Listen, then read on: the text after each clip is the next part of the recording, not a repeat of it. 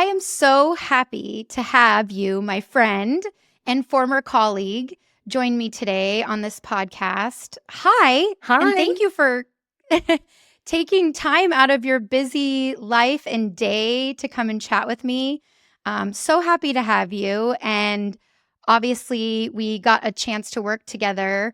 Gosh, it was almost like 15 plus years ago now. And I'm just so thrilled that you are still killing it in the industry and in this business, although it's changed a lot and is still changing. And so happy to talk to you about your journey, career, and as a working mom. You're someone that I so admire and, like I said, had the pleasure of working with. And after we worked together for a while, discovered that I actually went to high school with your brother, which is so amazing.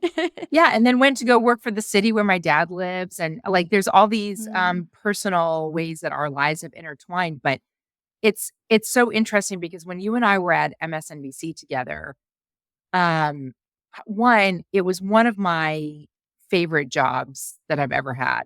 My most Mm. favorite job was working in Palm Springs, and being the morning anchor in Palm Springs. It was just I was young, and the people in town sort of adopted me and gave me this great life.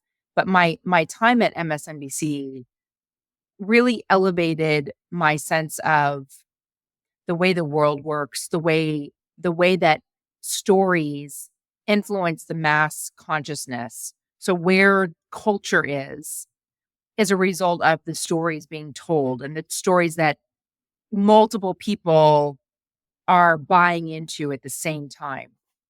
That's number one. And number two, um, the world it is changing so rapidly, and that news and good journalism still are important, but they rank so low now on what people think they need or want. And that's a tough thing for journalists. It's tough to work in an industry because this is not a it it takes a calling to be a journalist. And so when you don't have sort of massive sense of, oh, you're a journalist, that's great. Journalism is a cornerstone of a working democracy. When that doesn't exist, it takes away part of the reward that journalists get for doing the tough work. Uh, it's that is so true. It is. You are so spot on about that, and I think it's a challenge that we all see as outsiders too, and from someone like you said in the industry who was there at a time. I love the culture piece of it too, because I started out my career at MTV at a time with when I was working on election initiatives like Choose or Lose, and news really was my passion, and that was kind of the runway that I had there. And then reality TV kind of took that over, and that's actually why I made the move to MSNBC. And I don't know if I ever told you this story, but I remember in my interview they asked why they would hire me. And I love that you talk about Palm Springs because there's all these routes, to careers in journalism and in news. But I didn't come up through those ranks. I was a political science major and had gotten my master's in journalism and public policy, but I didn't come up through local news. And they were like confused by that. And I remember I said, but you branded yourself the place for politics. And I actually have this political background. And I remember one of the first times working with you and some of the other anchors, I think one of the reasons why also too it was my favorite job was, getting to help and storytell and write in this not only the journalism piece, but this political piece at the time, which was also so critical and to get to be a part of that. And I remember in the moment of them thinking, oh, yeah, I guess people with political backgrounds also can do this work. And now, obviously, that's more common. And you've got, commentators and people that are coming in that are experts in the field. But you remember this as a critical time when that brand was changing. And so this is something you've been able to navigate through. And I think it's so right. And I would agree with you that these changes have reminded us all that journalism, although it's more challenging than it's ever been the work, it's more important than ever. And I saw this even in local government with social media where, everything was questioned. And I used to think, really, like you're as close to the source as you can possibly get, and we're delivering critical services like your lights turning on and your toilets flushing, and yet you're kind of questioning how this information is delivered, which is really a challenge for us to continue to storytell and do that work. So, how are you navigating this new world? I mean, I'm mostly unplugging from social media. I was a really early adopter of using social media as a way to create a two-way street. I thought we're moving beyond anchors and TV hosts as the voice of God telling you how to perceive the world. Instead, social media gives viewers a way to talk back and broaden the conversation and maybe take the question and turn it on its head. So, I mean, I really remember using this around 2008 when Barack Obama was running for president and then sort of ahead of the rise of the Tea Party, but we were at this critical moment with the great financial recession. People were Mm-hmm. losing their jobs. There were a lot of talking heads on MSNBC and elsewhere that would talk about, really complicated financial issues. And I thought, let there's got to be a way that we can make this relevant and tangible to a wide variety of people. And that's when I Mm-hmm. started a segment called Get Real, where I would introduce, whatever the politics were around the problem of the moment, but then let's bring it down and let's talk about how this affects real people in real ways, whether it's unemployment. I mean, today we would be doing this about tariffs. I'll give you a perfect example, and I digress on this, but when we're talking about the wildfires in California, Mm-hmm. I mean, I cover insurance now. California was an insurance crisis before the wildfires ever happened. Now, the rebuilding process will become much more complicated if the Trump tariffs go into effect on Canada, Mexico, and China because of the sheer number, the volume of building materials required, so much of which comes from Canada, Mexico, or China. Two, if mass deportations continue, what you will see is work crews. I mean, the guys who are doing roofing and drywall and flooring, those work crews will get decimated and there will be no people to come in and do the work. And California is competing right now with Florida with hurricanes Milton and Helene and North Carolina and other places where big catastrophes have happened and the job of rebuilding is massive. And so that will be an unintended consequence of what the political policies are, what the fiscal policies are in Washington D.C. And we have to have a way to talk about that in a let's get real about what this really means. The Mm-hmm. problem is even in 2008 when I started to do that, it started to be seen through the lens of partisanship because of the way that MSNBC was shifting its focus. I was always a journalist. I do have an opinion. I'm pretty middle of the road and you can convince me to change my mind with a strong argument. And so when I started to embrace opinion journalism, that was my platform is like I'm a middle of the roader. I'm a common sense thinker. What are you going to do with what kind of a box do you want to put me in? Can you put me in? Mm-hmm. And I didn't want to I do that. know. I still think that we need that. But how do I deliver that? Yeah. How do I deliver those get real moments now when social media is used so broadly where the sources of influence are no longer journalists who've worked hard their whole careers to be truth tellers. I don't know. I just find that a lot of what I see on social media is poisonous. And I Mm-hmm. think it's detrimental to my own mental health. And I can see that things that used to be off limit in polite conversation are now being rewarded with lots of attention on social media, and it's leading to the destruction of polite society. And I do think, I mean, I want to be real, I want to be honest, but I also think kindness and politeness and civility still matter. Yeah. Yeah, I'm with you.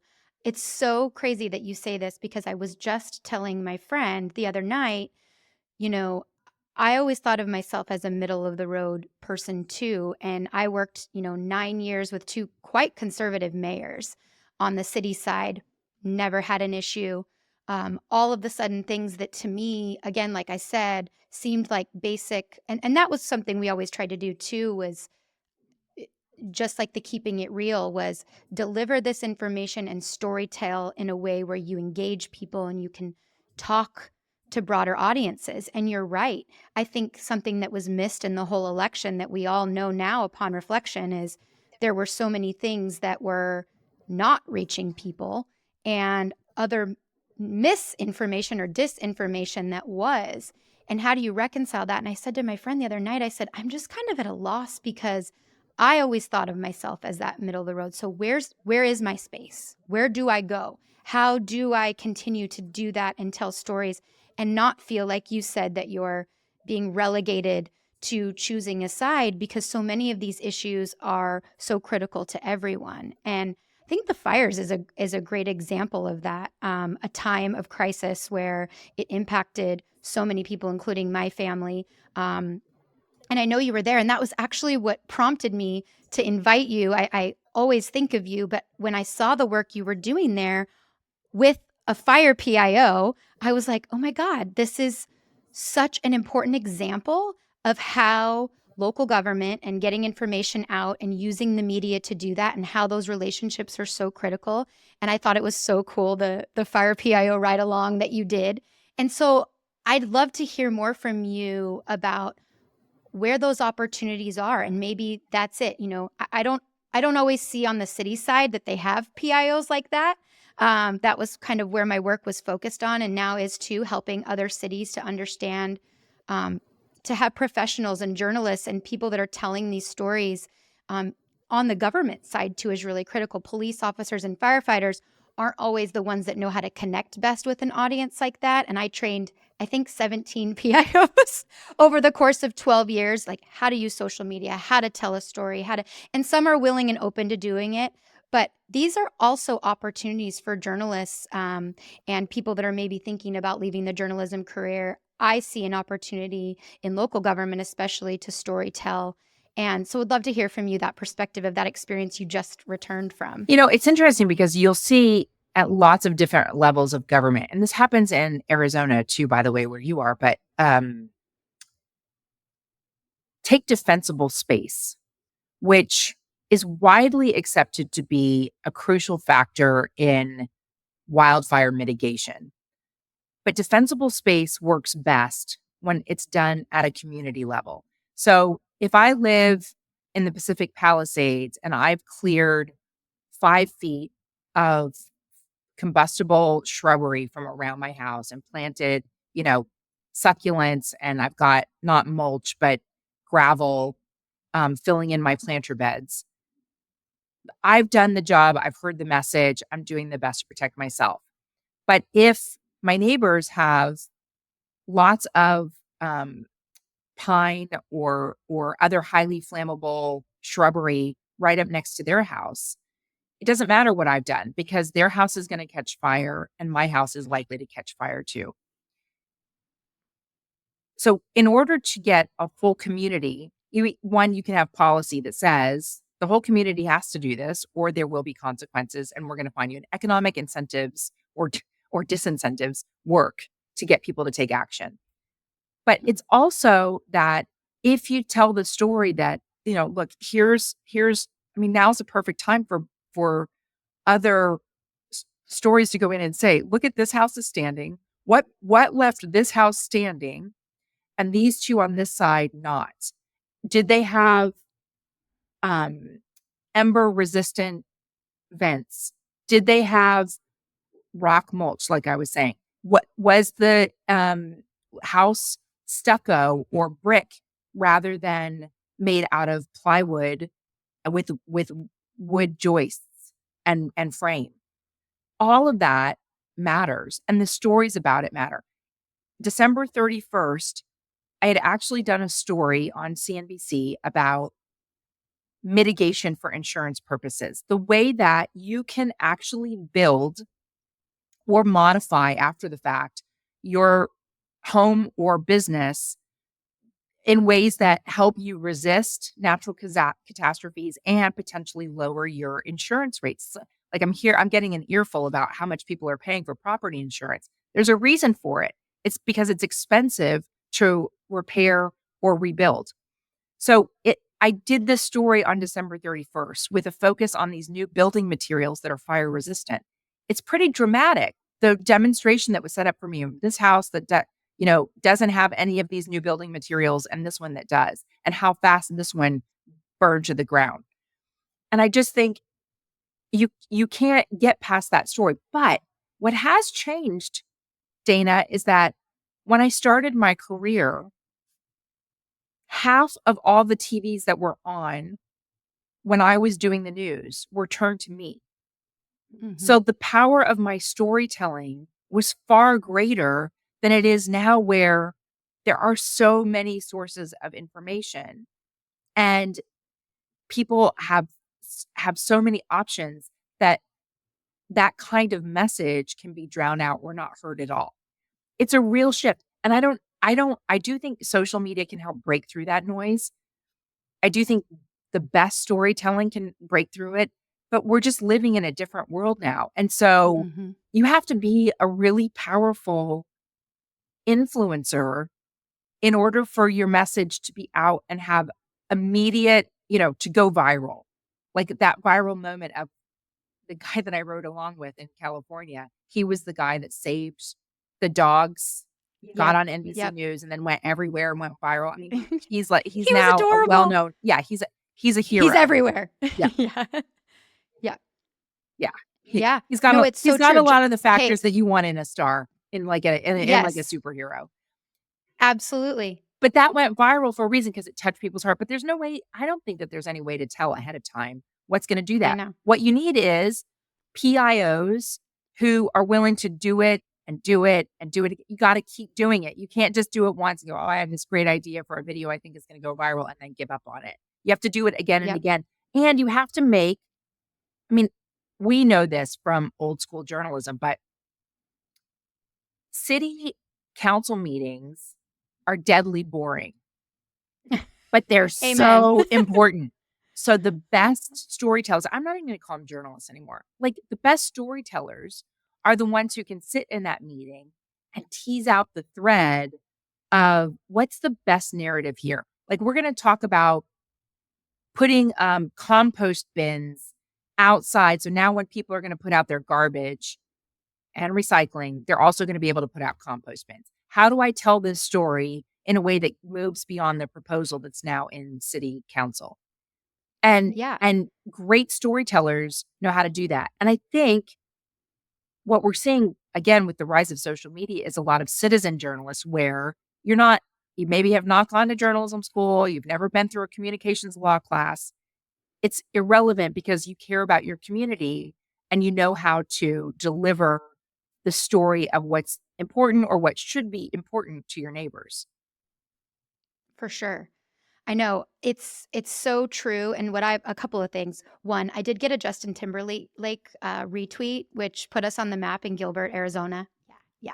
That was critical to my success early on, but that's not gonna Wait, is always that happen. why I've made Gilbert that. is so hot now? Like Justin Yeah, Timberlake, he totally. did that? Well, and because of my team, but yes.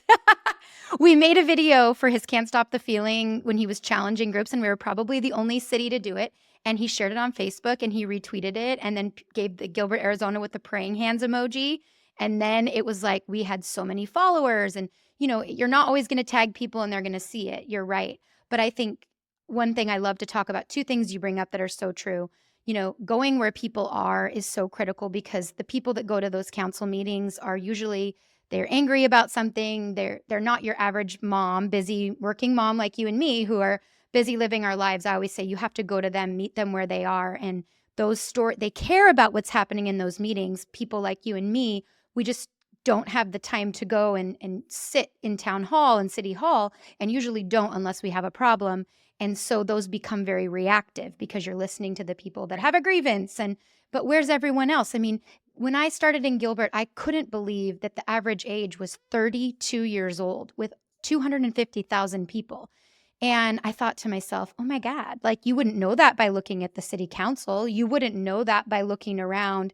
Even in government, it was the challenge of going to people and engaging them that way. And I think that's what you're figuring out how Wait, do to you mean do that in this you mean that industry. Gilbert was young and it wasn't it Very wasn't young. it wasn't being reflected in representation at the city council level?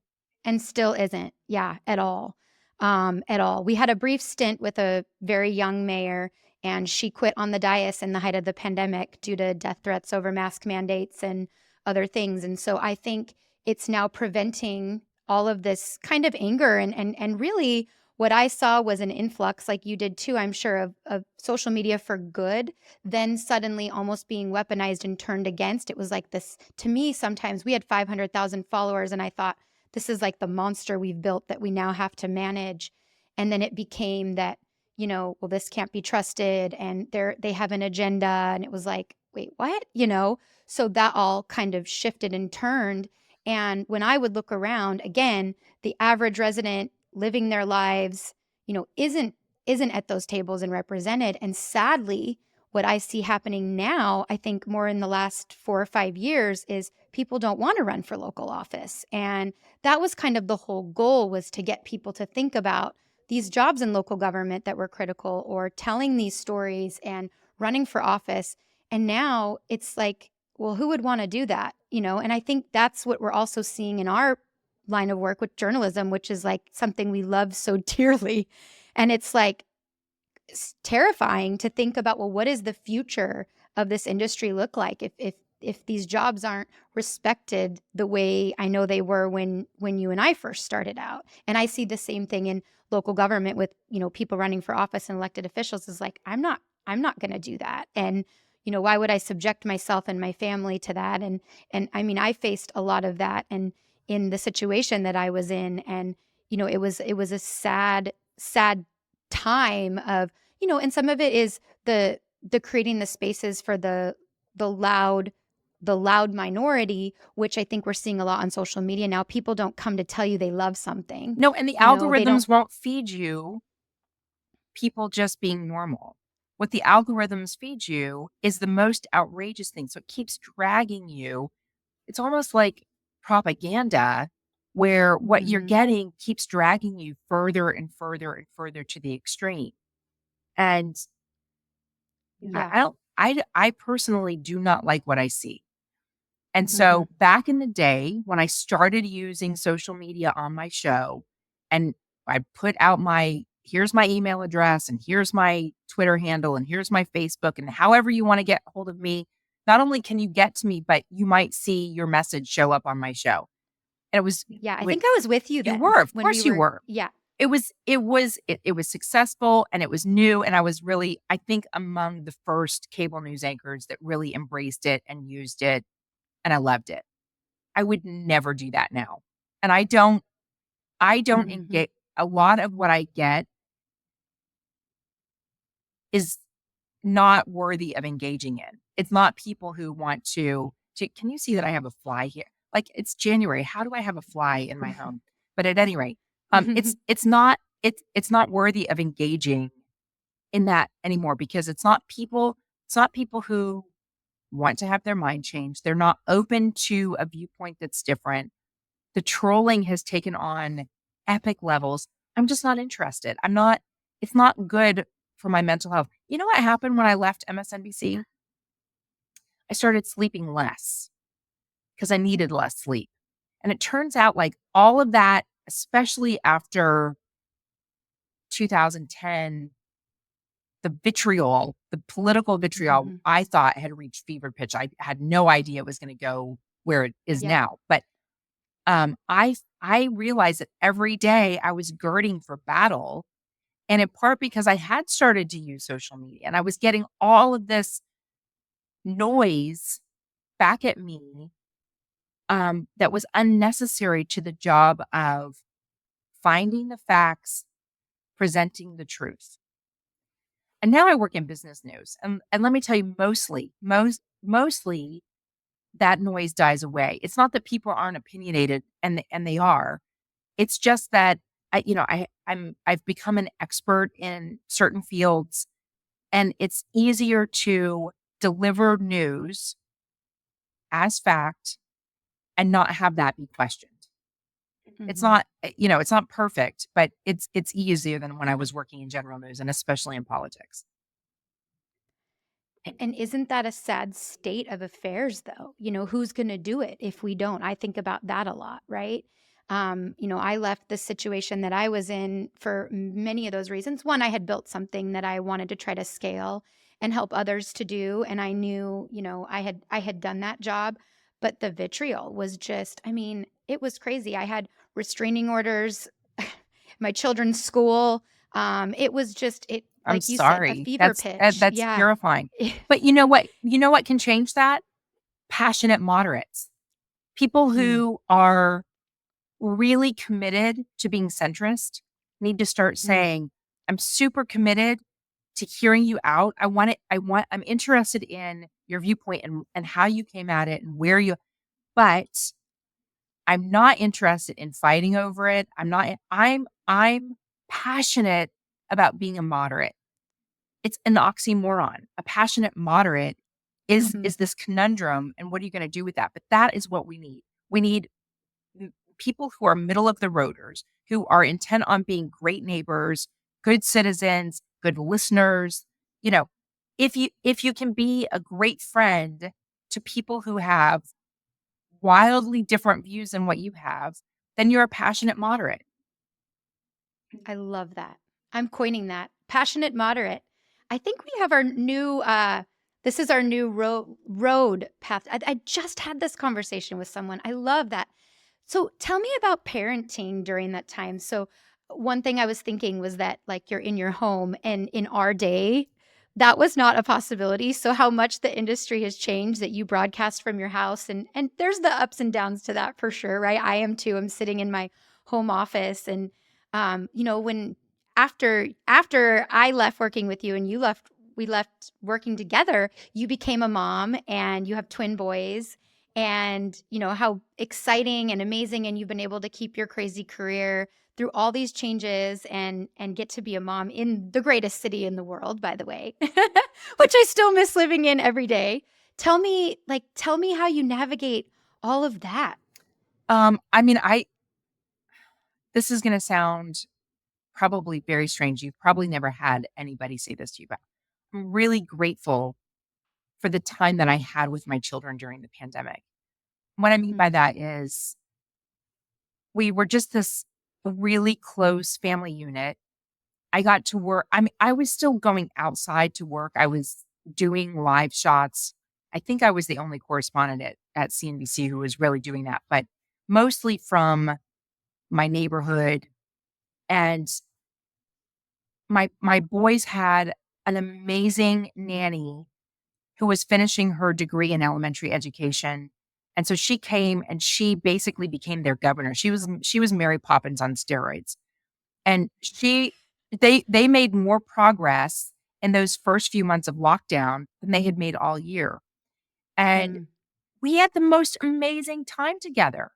It just I know. it was a silver lining for me. I don't want to there were so many families that were desperate for real school and a quiet space to have a Zoom call. And I don't want to take that away. That was real. And I felt like even I said to my kids too much, not now, mommy's working, not now, mommy's working, not now. Hmm. Now they'll come in and I'll be on TV here from my Manhattan apartment and I'll be like, They know you cannot be on the internet because I need all of the internet bandwidth for my television camera. And you cannot make any noise and you can't make the microwave run and don't go to the bathroom and flush the toilet because in here you'll hear it. So they've been well trained at this point. But what an amazing opportunity. I'm using amazing a lot. I need to think of a different adjective. That it was so incredible to have that flexibility where now Mhm. I can pick them up and still come back and do TV, where in the old days, if I needed to do a 5 o'clock TV live shot, I would miss picking up my kids and have to, like, send somebody else at it, and I think that the world has moved that part of where we are now has given Mhm. me so much more flexibility, and I'm super grateful for it, and I think that all these CEOs who are mandating back to work are being really short-sighted, because I do get that there are people who take advantage of it, and you're not getting as much productivity if they're not there, sort of under the watchful eye of their boss. But for most of us, what it does is it said, "Okay, I need to take this half hour out of my day to do something for my family, but then I can also multitask and be in multiple places at once." And Mhm. and that gives us so much more freedom to be a great employee or entrepreneur or whatever, and be a great wife, be a great mother, be a great Mm. friend, be a great dog parent. I don't want to take away from that's important too.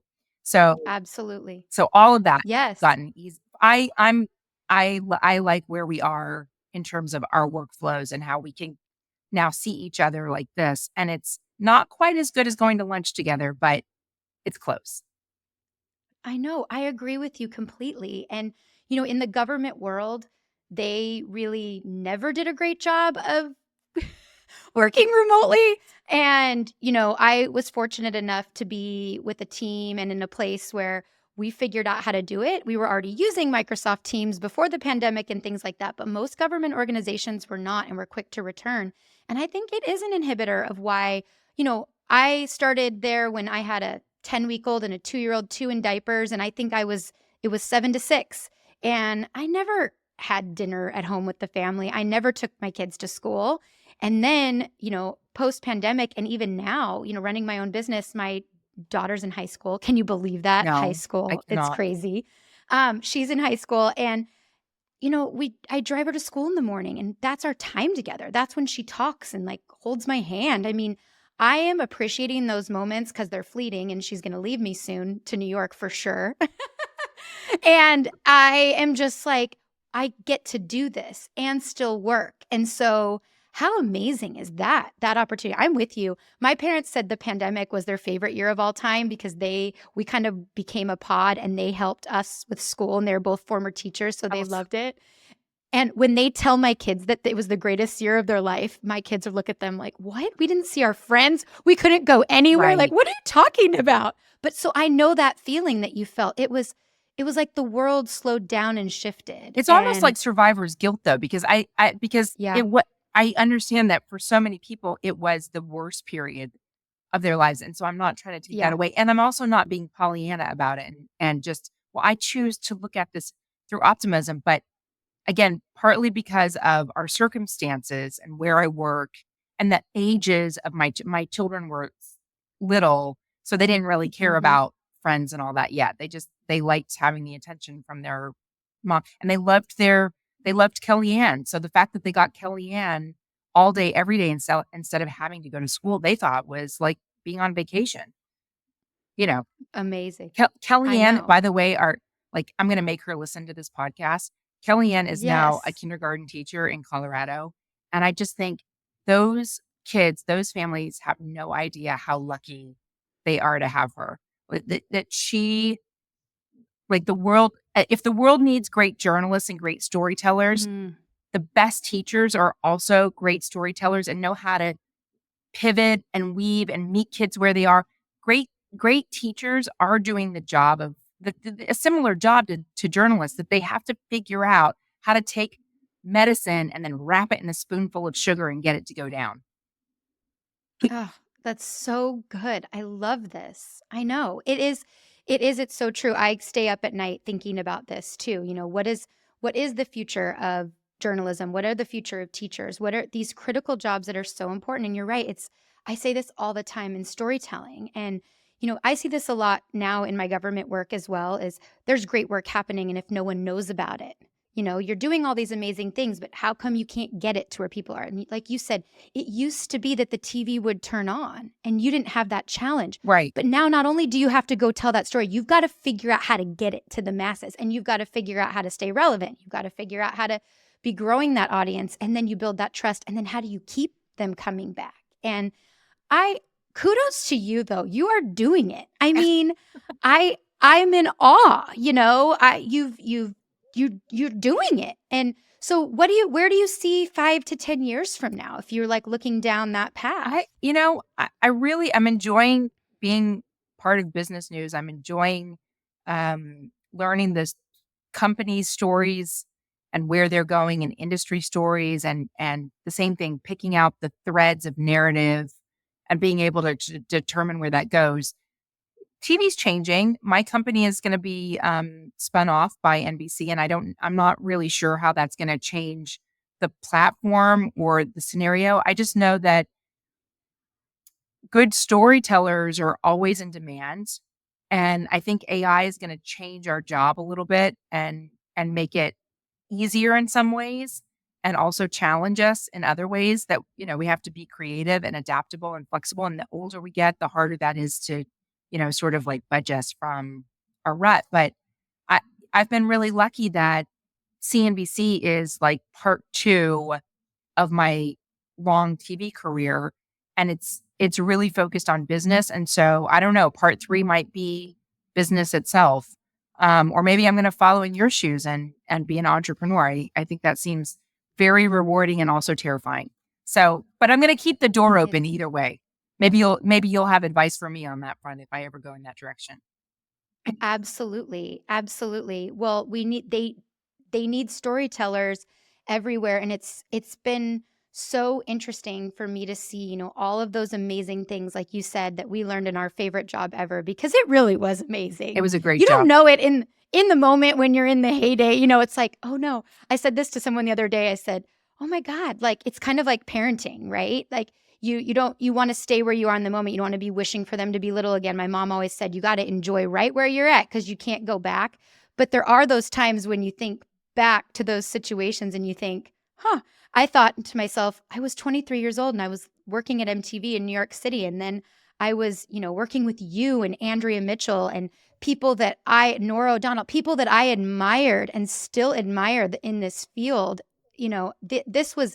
That was the dream job, and then I saw opportunity to take all of that I've learned and share it in other places. And so, it's the sky's the limit And how whenever awesome you want to is it when do. you get a dream job and you're also good at your dream job? And you were Mm, excellent at your dream job. So thank you. all these listeners and all the people who are benefiting from your advice, they're really fortunate too. And we should make them listen to this so that they can hear me say so. I really Oh, appreciated all the work that you did when we were working together. oh, thank you, Contessa. And right back at you. And I learned so much from you. Like I said, admire you, still do to this day, and am grateful to know you as a colleague and a friend. And even just thinking about this conversation, how perfectly timely it is in the world and for people to hear. And I'm just so grateful that you took the time out of what I know is a crazy busy schedule to talk with me. So thank you. And thank you for your work, and keep going. We need more people like you. And I'm just, I'm going to be thinking about this for a long time. Thank you, Dana. Nice to see you. Nice to catch up. You too.